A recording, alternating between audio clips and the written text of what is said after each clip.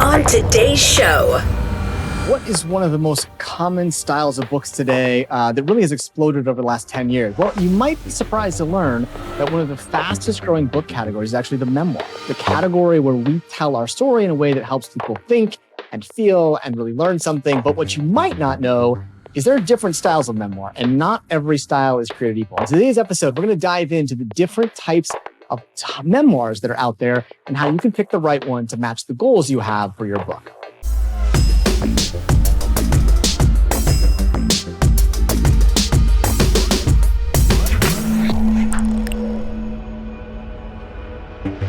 A memoir is not a memoir is not a memoir. In fact, there's a lot of different styles of memoir. And although memoir writing has become one of the fastest growing categories, it really is one of those things that's misunderstood. Many people think of the memoir as kind of for the famous autobiography person out there, or maybe for this incredibly salacious story. But as you're going to see, there's multiple different types of memoir. And one of the things that's important when you're writing a memoir is it's driven by story. On this episode, we're going to have a chance to talk to one of the masters of today's modern memoir, Gretchen Rubin. Gretchen Rubin has written The Happiness Project, The Four Tendencies, but what's so powerful about her writing is it's oftentimes categorized as a type of memoir, but she has really compelling teaching components in it. We call this kind of the teaching memoir. We're going to talk today a little bit about how you can turn your story into an opportunity to teach by telling a compelling story and layering the right teaching in this one. If you like learning more about memoir writing, character development, and those things about developing your next creative work, definitely subscribe. We're going to hear more about memoir writing here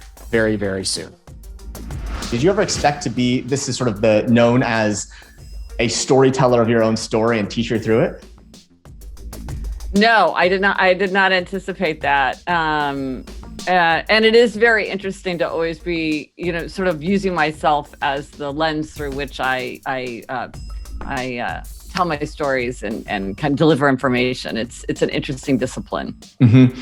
Do you find one of the things that I think a lot of sort of folks that go through that process, they wrestle with this idea of teaching, not preaching, right? There's this sort of like balance. Yes. Like, well, look at me. How have you navigated that? Because I think, I will say when I read it, it doesn't feel like you're talking at me. It really does feel like you're telling stories. But is there a process that you've learned?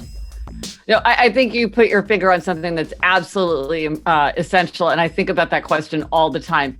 And so that's one of the reasons why I think it's a really good discipline to always be using my own experience as a touchstone. Because if I'm giving you advice, Eric, I can give you advice all day long. I got a million ideas of things that are going to work for you.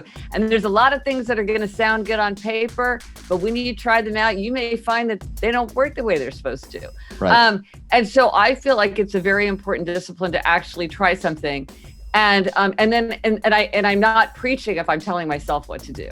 Interesting. And that's essentially what I do is I tell myself what to do. I'm not trying to tell you what to do, but it's more that you're like, oh, seeing what she's learned and what she's tried, that makes me want to try something myself. And so it does get rid of that preachiness because I'm not preaching to you. And the thing that it's really taught me, and I think this is something that if I hadn't been always looking to my own experience, I don't think I would have seen.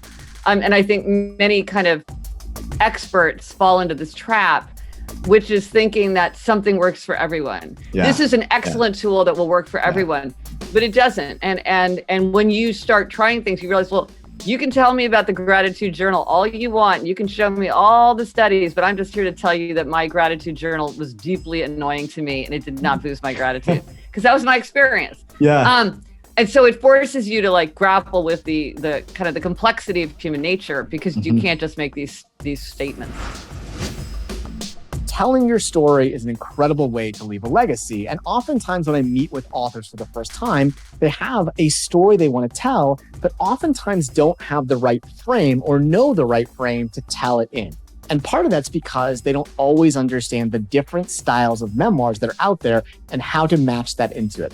Gretchen Rubin writes a style of memoir that we call creative nonfiction. And what that means is that she is telling a story typically that fits into her own journey that she had. In fact, for the Happiness Project, she talks about her year-long journey of how she experimented in that way. So she takes us on this journey, but she uses some interesting elements to teach us in that way. So the first step in actually sort of defining what is the memoir that you want to write is to understand the different categories of it and figure out how you fit into it. The first approach is one that we would call the autobiography. And this is one that's been around for a long time. In fact, most people probably think of this style of story when we think of the memoir. And the autobiography is probably one that's most likely been reserved for somewhat famous people. The Michelle Obamas, the Oprah Winfreys, the Matthew McConaughey, they have traditionally wrote the autobiography. And we read them because we already know the person, and we typically want to go back in their story to learn how they got there. So the reason that we read it has a little bit less to do with the story and more to do with the person. We know the person, and so we're going back to figure out how they got there. That's the autobiography. The second approach is what we call the essay style memoir. And this is probably the examples of like the David Sedaris, the Dave Barry. These tend to be a collection of individual vignettes that may not necessarily have an arc to them or a story structure, but they have these really interesting, compelling, true life moments. And again, one of the things that we typically see in them is they're most often written by essayists, people who that's what they do as a profession. And this becomes a collection of their essays. So the second style is the essay, these individual vignettes that don't have an arc to them. They may not even have a theme, or they may have some light theme behind it. But think of these as individual vignettes that fit together and that may be read independently. The third approach is sort of the Gretchen Rubin style here. That's sort of one of the faster growing categories called creative nonfiction. And creative nonfiction is really a blend of some of the elements of fiction and the elements of sort of writing fiction in that way. And so what it does together is it takes the story structures that work in fiction, but tells it based on a true story. And typically when you're writing creative nonfiction, you're telling a story that is about 1 year or less. And part of the reason for that is because that's how we typically are able to process. It's hard for humans to think about multi-year stories. And that's why when you look at many movies, they tend to fit into this 1 year or less story structure. That's not to say there aren't others, but generally that's the way creative nonfiction is done. So generally you have to pick a beginning point and an ending point and tell that part of the story chronologically, and then use things like flashbacks and flash forwards in order to provide context to it. So as Gretchen really shares with us, one of the important things when people are telling their story, and again, many times when you're telling a memoir these days, examples of these are Eat, Pray, Love, Molly's Game, Wild, Garden of Good and Evil, even a book like Hillbilly Elegy are likely to fit into this kind of creative nonfiction style, is that you typically will tell a key set of moments chronologically and use those flashbacks. Now, what many people who write memoirs also want to do is make sure that their reader learns something or takes something away. And as Gretchen describes, that's not an easy thing to do, because when you're telling the story, you have to balance between teaching and preaching. And so the one thing that she really does a great, masterful job of is sort of showing what she did on the help that it can help other people, not with a requirement, you must do it this way. And so particularly when you're writing creative nonfiction, it's important to avoid saying, and this is what you do, but to show it and sort of with the realization that this might help people otherwise. So as you're thinking about writing your memoir, remember, there's different styles of them with different aims and goals. The key thing to know is, number one, figure out which one you are typically writing. The autobiography, here's my life story. The essay book, which is a series of independent vignettes that may or may not fit together.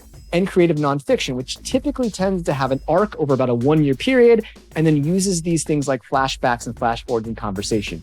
And then layering on top of that is understand how you teach through it. It's not quite as easy to sort of do a nonfiction style teaching in it. You have to be much more so about showing those things and showing how it affected you so that it might help other people.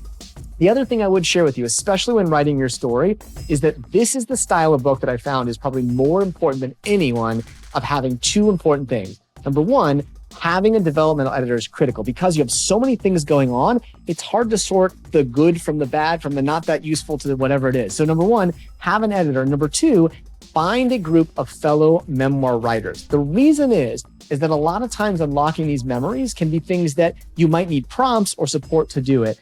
But big things for memoir writers, remember, there are structures that do work, but don't do it alone. Try and figure those pieces out. And as you're writing, write those key moments and then figure out how they fit together later. But certainly find help. Never write alone. It's a big thing for writing your own story because so much of this is already inside. Make sure you find other people to help you get it outside. Okay, so I'll say 1, 2, 3, jazz hands. All right, 1, 2, 3, jazz hands, and I'll do my one jazz hand for everyone. Okay, here. 1, 2, 3, jazz hands.